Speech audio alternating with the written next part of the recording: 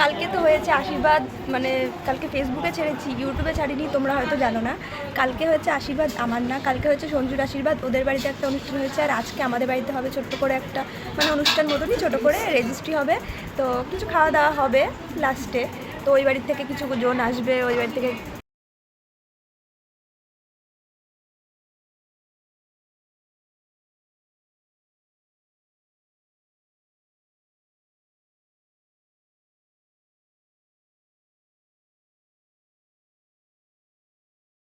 তো বেশি কাউকে তো বলা হয়নি, বন্ধু বান্ধবীদের বলা হয়নি, শুধু দুজনকে বলেছি। এর মধ্যে একজন আছে মেকআপ আর্টিস্ট, আমার বান্ধবী, ও আসবে সাজাতে, ওকে বলেছি। আমার আরও একটা বান্ধবী আসছে সুস্মিতা, তোমরা ওকে সবাই চিনবে।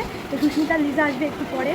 ওদের আসার কথা 3টের দিকে, আর আমাদের যাওয়ার কথা, মানে রেজিস্ট্রিতে যাওয়ার কথা 5টার সময়, মানে 5টা থেকে 5:30টার মধ্যে যেতে বলেছে। আপনি দেখো, আমার ভিডিও করা বেসিক্যালি কারোর পছন্দ না, তাও আমি জোর করে করি ইউটিউবে ভিডিও, যে একটা স্মৃতি থেকে যাবে সারা জীবনের জন্য। আজ থেকে 10 বছর, 15 বছর, 20 বছর, আমি জানি না, পরবর্তীকালে আমি অনেক বছর পরে গিয়েও দেখতে পারবো। এটা হচ্ছে আমার ছোটো মাসি, তোমরা আগেও দেখেছো আমার ভিডিওতে, আর এটা আমার বড় ভাই। আর এই পাশে হচ্ছে আমাদের রান্নাটা করছে কিন্তু মেশো, তোমরা আমার মেশোকেও তোমরা আগে চেনো, মেশো। এটা আমার ছোট ভাই, আর এটা আমার পিসির মেয়ে। কি লেগে আছে তোর এখানে? আর আমার মেশো সত্যি বলতে এদিকে আবার রান্না হচ্ছে, এখানে আমার দাদা বসে আছে, এখনো রান্না হচ্ছে।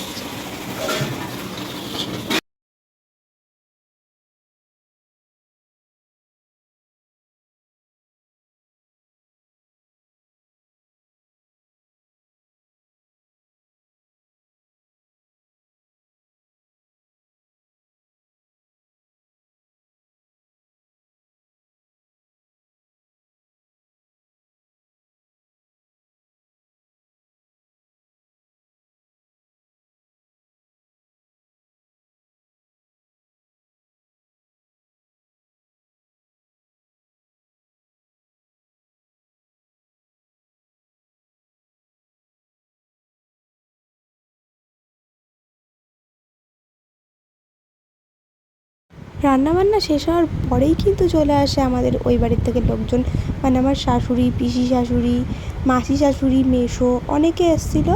তারপরে কিন্তু আমার কাকার ঘরে এটা খাওয়া দাওয়ার আয়োজনটা করা হয়েছিল। এখানে কিন্তু খেতে বসেছে ওরা, ওদের খাওয়া দাওয়া হয়ে যাওয়ার পর আমার দুটো বান্ধবী এসছে, বলেছিলাম যে ওরা আসবে, তারপরে ওরা খেয়ে নিচ্ছে। এরপরে তো আমি সাজবো, মানে সত্যি বলছি এতটা লেট হয়ে গেছিলো আমাদের। প্রথমে যে বললাম না 5টা 5:30 যাওয়ার কথা, 5টার সময় তোমার খাওয়াই হয়নি।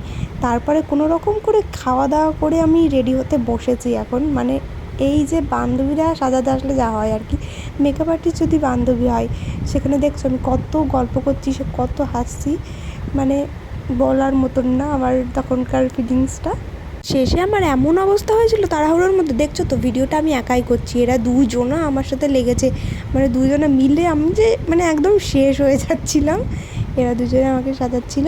আর সত্যি বলতে তোমরা ফাইনাল লুকটা লাস্টেই দেখে নিও, আমি আর কিছু বলবো না। সত্যি আমার কাছে খুব ভালো লেগেছে ওদের সাজটা।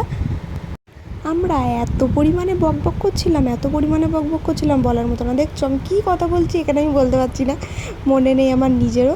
এইদিকে তো আমার সাজ প্রায়, মানে মেকআপটা প্রায় কমপ্লিট হয়ে গেছে, এবারটা হেয়ার হবে আর শাড়ি পরবো। তো তার আগের ভিডিওগুলো তো আমার নেওয়া হয়নি, মানে আমাকে কতজন দেখতে এসছে, আমার পাশে পাশে বৌদিরা অনেকে দেখতে এসেছিলো, ওগুলো নেওয়া হয়নি। তো ভালো করে আমি একটা ছবিও তুলতে পারিনি, সত্যি বলছি একদমই টাইম পাইনি, পুরো দেরি হয়ে গেছিলো। এখানে এসে আমার মা আমার মাথায় এটা হাত বুলিয়ে বুলিয়ে দিচ্ছে, আর কী বলছিলাম মনে নেই, ভুলে গেছি। আর দেখবে আমার নখ কামড়ে দিচ্ছে, আর সবাই বলছে পাশের থেকে ওটা তো আসল নখ না নকল নখ।